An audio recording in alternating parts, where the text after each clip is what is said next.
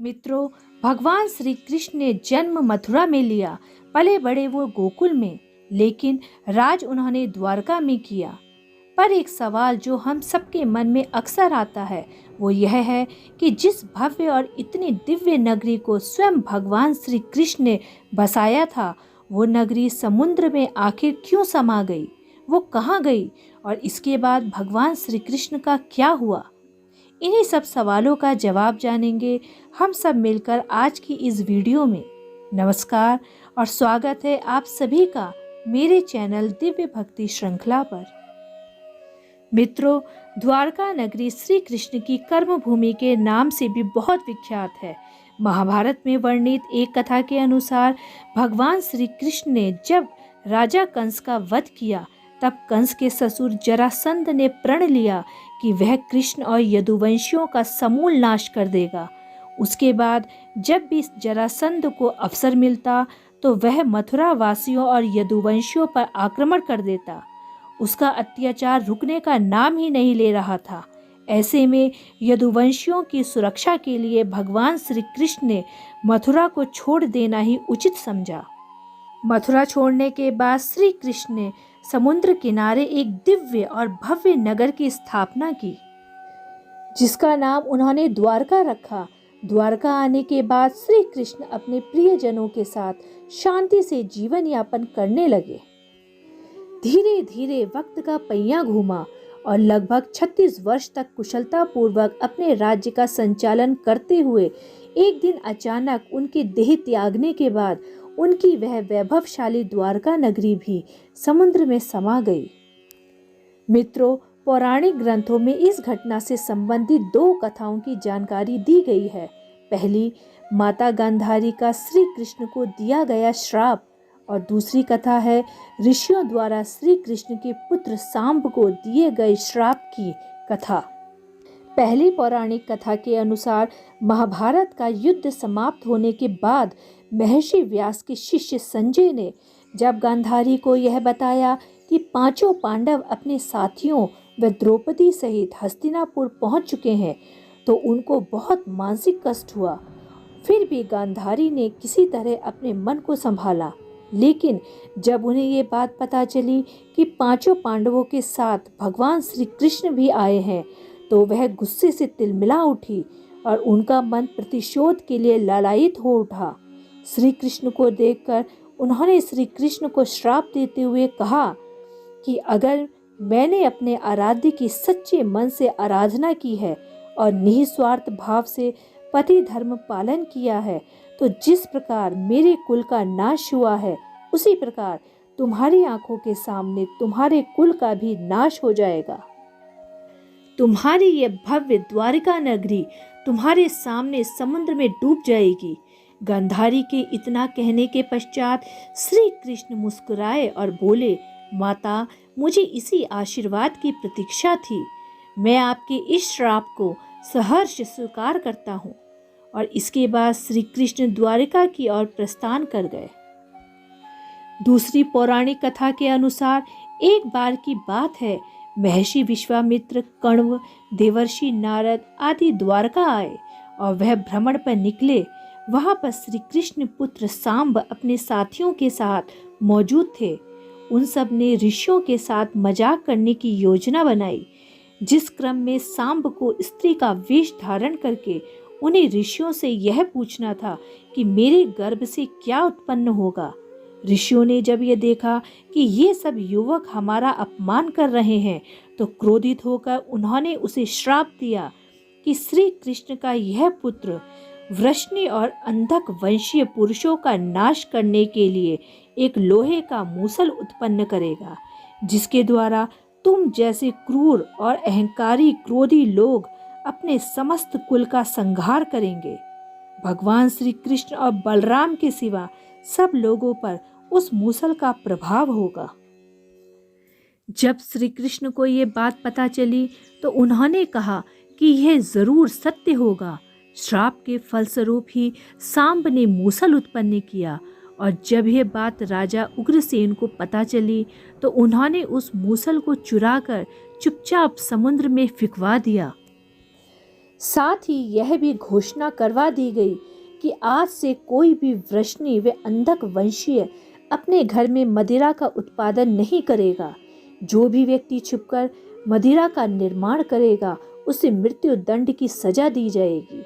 तब यह सब सुनकर सभी द्वारिका वासियों ने मदिरा नहीं बनाने का प्रण लिया।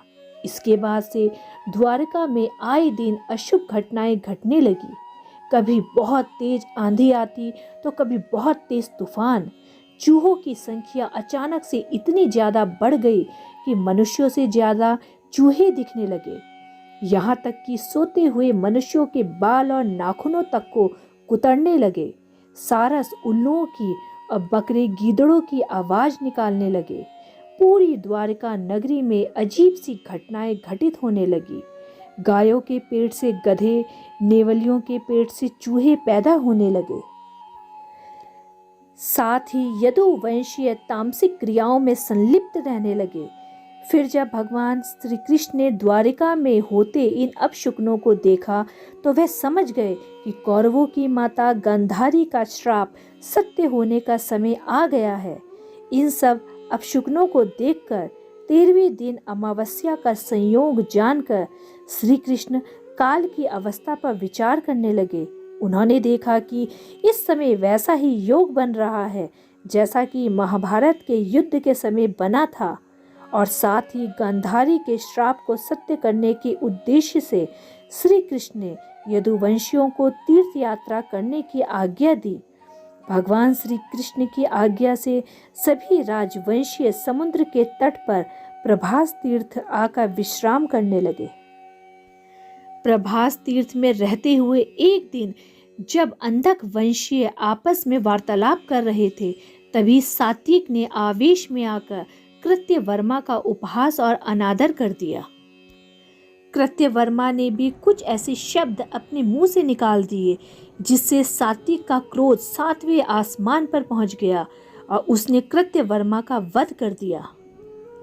यह देख अंधक वंशियों ने सात्विक को चारों ओर से घेर लिया और उन पर आक्रमण कर दिया। इस दृश्य को देखकर श्री कृष्ण के पुत्र प्रद्युम्न उनकी सहायता के लिए दौड़े। सात्विक और प्रद्युम्न अकेले ही मोर्चा संभाल रहे थे, लेकिन अंधक वंशियों की संख्या अधिक होने के कारण उन्हें पराजय का सामना करना पड़ा और अंत में वो उनके हाथों मारे गए। अपने पुत्रों की मृत्यु से श्री कृष्ण को बहुत अधिक क्रोध आया और उन्होंने एक मुट्ठी भर घास उखाड़ ली। जैसे ही घास हाथ में आती वो लोहे का मुसल बन जाती। मित्रों, ऋषियों द्वारा दिए गए श्राप के कारण भी यह सब हो रहा था। मुसल इतना ज्यादा शक्तिशाली था कि उसके एक ही वार से किसी का भी वध हो सकता था और इस प्रकार यदुवंशीय आपस में ही युद्ध करके मरने लगे। श्री कृष्ण के यह सब देखते ही देखते सांब, अनिरुद्ध आदि सभी की मृत्यु हो गई। इसके बाद श्री कृष्ण का रौद्र रूप देखने को मिला और उन्होंने बाकी सभी सूरमाओं का वध कर डाला। अंत में श्री कृष्ण और उनके सारथी दारुकी शेष बचे। तब भगवान श्री कृष्ण ने दारुक से कहा कि तुम इसी क्षण हस्तिनापुर जाओ और अर्जुन को सारी घटना विस्तार से बताकर उनको यहाँ ले आओ। तब दारुकी ने उनकी आज्ञा का पालन किया। इसके बाद श्री कृष्ण बलराम को उसी स्थान पर रहने के लिए कहकर अपने महल वापस लौट आए और पिता वासुदेव को सारी घटना से अवगत कराया, जिसको सुनकर वासुदेव को बहुत दुख हुआ। तब श्री कृष्ण ने अपने पिता से बोला कि जब तक अर्जुन नहीं आ जाते तब तक स्त्रियों की रक्षा का दायित्व आप संभालिए, क्योंकि वन में बलराम प्रतीक्षारत हैं। मैं उन्हीं के पास जा रहा हूँ। इसके बाद नगर में स्त्रियों की चीख पुकार सुननी शुरू हो गई। ऐसे में श्री कृष्ण ने स्त्रियों को सांत्वना देते हुए कहा कि घबराइए मत, अर्जुन आने वाले हैं और वह सब संभाल लेंगे। इतना कहकर वह वन की ओर चल पड़े। जब श्री कृष्ण वन में पहुंचे तो उन्होंने देखा कि बलराम जी समाधि में लीन हैं। अचानक ही उनके मुख से एक सफेद रंग का सर्प निकला और समुद्र की ओर चला गया। मित्रों, वो कोई साधारण सर्प नहीं था, क्योंकि उसके हजारों मस्तक थे और इतना ही नहीं, समुद्र ने स्वयं प्रकट होकर उस शेषनाग का अभिवादन किया। इसके कुछ ही देर में बलराम ने अपने शरीर को त्याग दिया। तब श्री कृष्ण उस वन में अकेले विचरण करते हुए गांधारी के श्राप के बारे में चिंतन करने लगे और अपनी इंद्रियों को संयमित करते हुए महायोग की अवस्था में पृथ्वी पर लेट गए। तभी जरा नामक एक शिकारी अपने शिकार की तलाश में वहां आ पहुंचा। दूर से देखने में उसे लगा कि वहां कोई हिरन है और उसने बाण चला दिया, परंतु जब वह अपने शिकार को पकड़ने के लिए इस स्थान पर पहुंचा तो वहां उसने श्री कृष्ण को देखा। यह देखकर उसे बहुत पछतावा हुआ।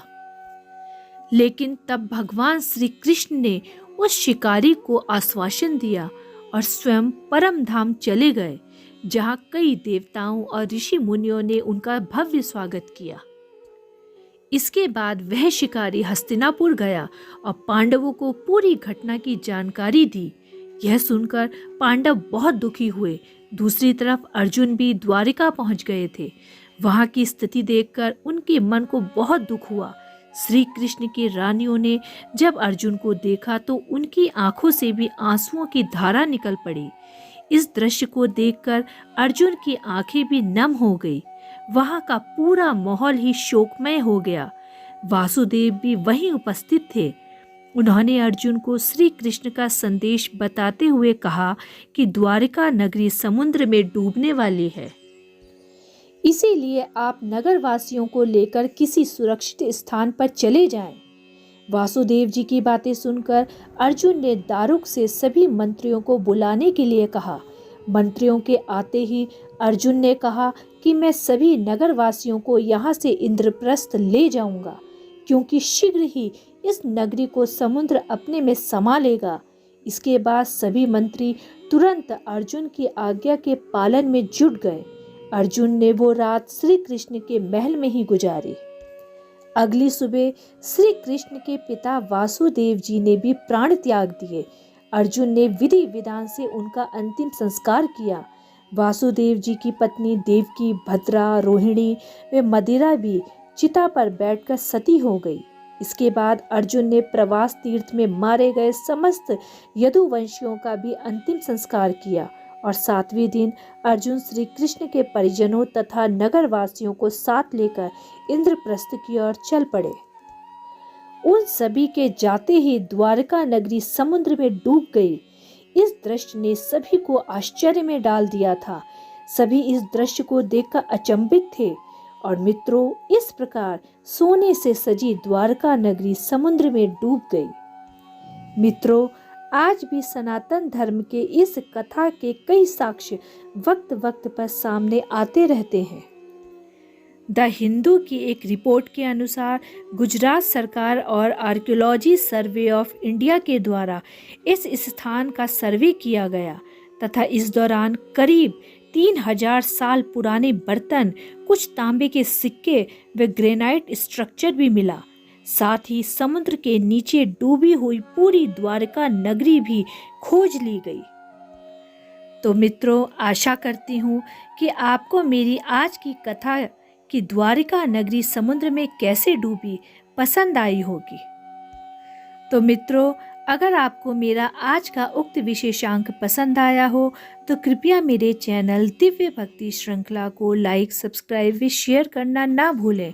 आगे भी मैं ऐसी ही पौराणिक कथाओं को आपके समक्ष प्रस्तुत करती रहूंगी। धन्यवाद।